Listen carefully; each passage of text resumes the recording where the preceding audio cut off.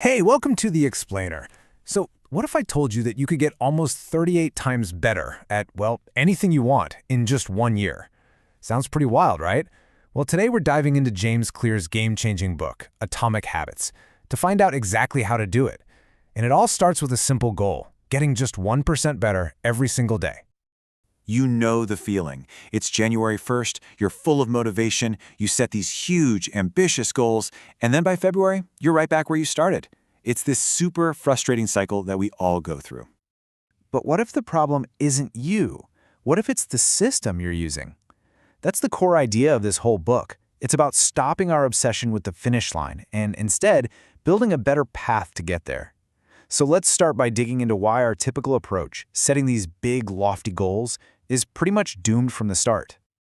We tend to think that massive success needs some kind of massive, heroic action. But James Clear argues it's actually the complete opposite. It's the tiny, almost invisible atomic habits that compound over time and lead to those really remarkable results.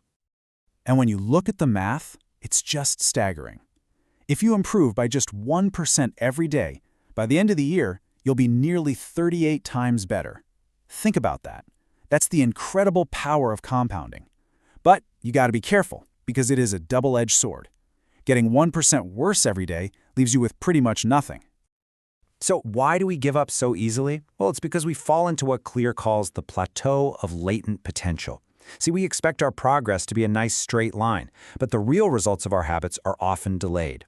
Think about it like an ice cube in a room that's 25 degrees. You raise the temperature to 26, 27, all the way to 31, and nothing seems to be happening. But that one tiny degree from 31 to 32, that's the tipping point. All that early effort wasn't wasted. It was just building up potential. You just have to stick with it long enough to see that breakthrough. And that leads us to this really crucial shift in mindset. You have to focus on your systems, not your goals. I mean, think about it. Every single athlete at the Olympics has the goal of winning a gold medal. The goal itself doesn't separate the winners from the losers. What does? Their system of daily training, of constant improvement. The goal is the target, sure, but the system is what actually makes you move forward. Okay, so building a system is powerful, but there's an even deeper layer to all this. And honestly, this next idea might be the most profound one in the entire book. True, lasting change isn't about what you want to achieve, it's about who you wish to become. Most of us try to change from the outside in. We start with an outcome, right? Like, I want to lose 20 pounds. And that leads to a process like, okay, I'll start going to the gym. But real, stick-with-it change happens from the inside out. It starts with your identity, with what you truly believe about yourself. This simple sentence reframes everything. The goal isn't just to write a book, it's to become a writer. The goal isn't just to run a marathon, it's to become a runner. Every single action you take is like casting a vote for the kind of person you want to be. Every time you sit down to write a page or lace up your shoes for a run, you're casting another vote for that new identity. Okay, so this identity-based approach is fantastic in theory, but how do we actually build the habits that are going to support it? Well, lucky for us, Clear gives us a super simple, really memorable 4-step model to basically engineer our own behavior. It turns out all of our habits, good and bad, run on this same neurological feedback loop. It starts with a cue that triggers a craving. That craving motivates a response, which is the habit itself. And that response delivers a reward, which satisfies the craving. The real trick is learning how to take control of this loop. And here's how you do it. The 4 laws. To build a good habit, you just have to make it obvious, attractive, easy, and satisfying. That's it. Each one of these laws lines up perfectly with a step in that habit loop we just saw, giving us 4 clear levers we can pull to make good habits practically inevitable. So, Law 1, make it obvious. The Japanese railway system has this amazing method where operators literally point at signals and call out what they see. It makes the cue impossible to ignore. For us, that might mean putting your running shoes right by the door. Then you move on to Law 2, make it attractive. This is where you pair the habit with something you already love, like you only get to listen to your favorite podcast while you're on that run. It's called temptation bundling, and it makes you actually look forward to doing the habit. Law 3 is a game changer. Make it easy. The best way to do this is with the 2-minute rule.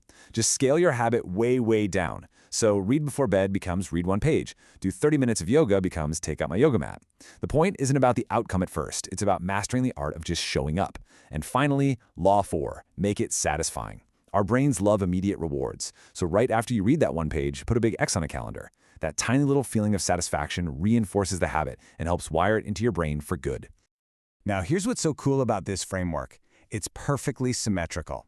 To break a bad habit, you don't need a whole new playbook. You just take the 4 laws we just learned, and you flip them upside down.